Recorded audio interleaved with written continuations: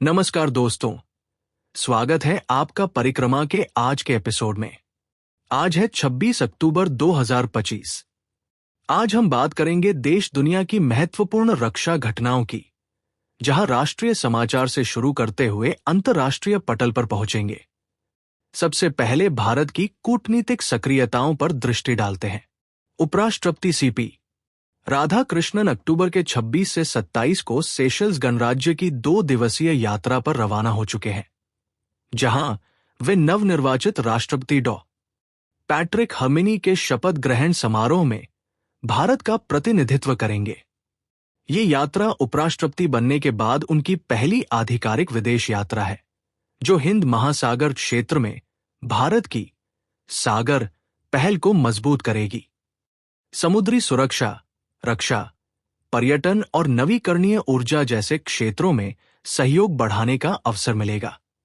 इधर विदेश मंत्री एस जयशंकर मलेशिया में आसियान शिखर सम्मेलन और पूर्व एशिया शिखर सम्मेलन में भाग ले रहे हैं, जो भारत की एक्ट ईस्ट नीति का हिस्सा है।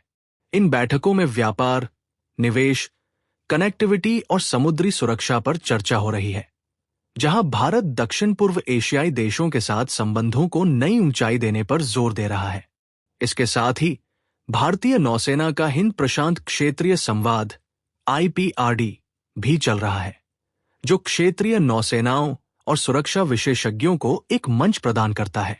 इस संवाद में समुद्री चुनौतियों, नौवहन की स्वतंत्रता और क्षेत्रीय स्थिरता पर विचार विमर्श हो रहा है, जो भारत की रणनीतिक भूमिका को रेखांकित करता है। देश में विभिन्न देशों के विदेश मंत्रियों की आगामी यात्राएं भी द्विपक्षीय संबंधों को मजबूत करेंगी, जहां व्यापारिक साझेदारी और रणनीतिक सहयोग पर फोकस रहेगा। वसुधैव कुटुंबकम की भावना से भारत बहुपक्षीय कूटनीति को आगे बढ़ा रहा है। इसी क्रम में भारत ने काबुल में अपने तकनीकी मिशन को पूर्ण दूतावास में अपग्रेड कर दिया है, जो अफगान जनता के लिए विकास और मानवीय सहायता बढ़ाने का कदम है। लेकिन इस पर पाकिस्तान ने रोष व्यक्त किया है। उसके विदेश मंत्रालय ने आरोप लगाया कि भारतीय मिशन अफगानिस्तान में पाकिस्तान में अलगाववाद को समर्थन देते हैं। पाकिस्तान का कहना है कि बलूचिस्तान और खैबर पख्तूनख्वा में हिंसा के लिए भारत जिम्मेदार है। भारत ने स्पष्ट किया कि यह कदम अफगान समाज की प्राथमिकताओं के अनुरूप है, न कि किसी तीसरे देश के विरुद्ध। भारत अफगान के बढ़ते संबंधों से पाकिस्तान की चिंता बढ़ रही है, जो सीमा पर सुरक्षा चुनौतियों को जटिल बना सकता है। अब अंतर्राष्ट्रीय रक्षा समाचारों की ओर चलते हैं। जर्मनी में परमाणु ऊर्जा चरणबद्ध समाप्ति के अभियान के बीच गुंड्रमिंगेन परमाणु संयंत्र के 2 विशाल शीतलन टावरों को शनिवार को नियंत्रित विस्फोट से ध्वस्त कर दिया गया। ये 140 मीटर ऊंचे टावर 1980 से इस क्षेत्र की पहचान थे, और ये परमाणु संयंत्र 2023 में बंद हो चुका था। जर्मनी ने 1970 के दशक से चले विरोध आंदोलनों, चेरनोबिल 1986 और फुकुशिमा 2011 दुर्घटनाओं के कारण परमाणु ऊर्जा छोड़ने का फैसला लिया। चांसलर एंजेला मर्केल ने फुकुशिमा के बाद 2022 तक पूर्ण समाप्ति की घोषणा की, और 2023 में अंतिम 3 रिएक्टर बंद हो गए। अब नवीकरणीय ऊर्जा पर जोर है, हालांकि वहां कोयले का उपयोग बढ़ने से वायु प्रदूषण की समस्या उठी है। उधर ताइवान को लेकर अमेरिका चीन बातचीत पर अमेरिकी विदेश मंत्री मार्को रूबियो ने ताइवान को आश्वस्त किया कि चिंता की कोई बात नहीं। मलेशिया में हुई बैठक व्यापारिक मुद्दों पर केंद्रित थी।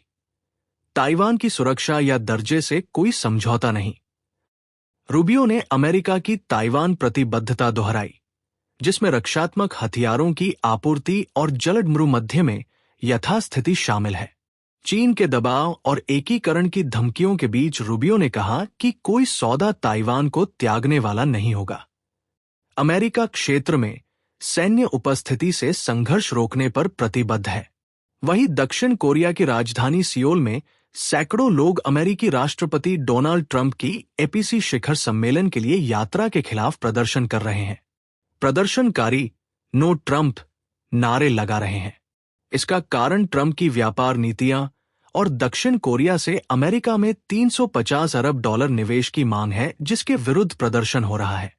ध्यातव्य है कि ट्रंप ने आयात शुल्क कम करने का वादा किया, लेकिन बदले में कोरिया के विदेशी मुद्रा भंडार का 80% निवेश मांगा, जो दक्षिण कोरिया की अर्थव्यवस्था को तोड़ देगा। ऑटो टैरिफ नीतियां तनाव बढ़ा रही हैं, और ये विरोध 29 अक्टूबर की यात्रा से पहले है।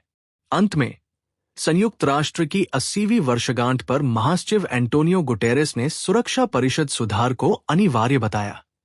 उन्होंने कहा कि सदस्यता विस्तार से वैश्विक व्यवस्था मजबूत होगी, अफ्रीका, लैटिन अमेरिका और एशिया प्रशांत को अधिक प्रतिनिधित्व मिलेगा। परिषद का गतिरोध कम करने और वीटो पर संयम के लिए सुधार जरूरी है। भारत जैसे उभरते देशों के लिए यह अवसर है, जहां G4 स्थायी सदस्यता की मांग कर रहा है। गुटेरेस ने चेतावनी दी कि बिना सुधार के बहुपक्षीयता कमजोर होगी।